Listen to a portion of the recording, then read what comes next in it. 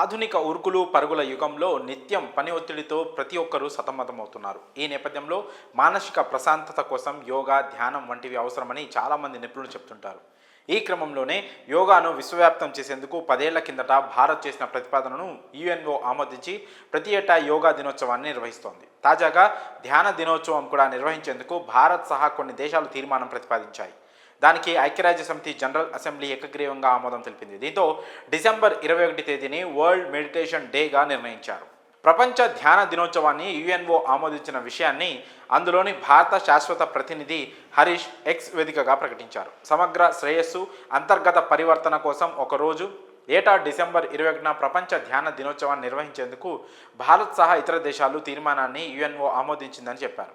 వసుదైక కుటుంబం అనే సూత్రాన్ని బలంగా విశ్వసించే భారత్ ప్రపంచ శ్రేయస్సు కోసం పాటుపడుతోందని ఆయన అన్నారు. ప్రపంచ ధ్యాన దినోత్సవంగా ఫిక్స్ చేసిన డిసెంబర్ 21వ తేదీకి ఓ ప్రత్యేకత కూడా ఉంది.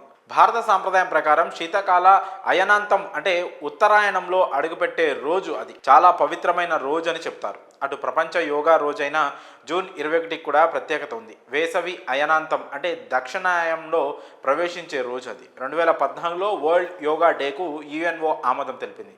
గత దశాబ్దం కాలంలో యోగా ప్రపంచవ్యాప్తంగా ఉద్యమంగా మారింది. ధ్యానం వల్ల అనేక ప్రయోజనాలు ఉన్నాయని మన పూర్వీకుల నుంచి వింటుంటాం. మన మనస్సు ఆందోళన నుండి విముక్తి పొందేలా ప్రశాంతత, శాంతి ధ్యానం వల్ల కలుగుతుంది. ధ్యానంలో వచ్చే ఆనందం ద్వారా మనం ఆనందకరమైన, స్వచ్ఛమైన స్థితిని అనుభవించగలుగుతాం.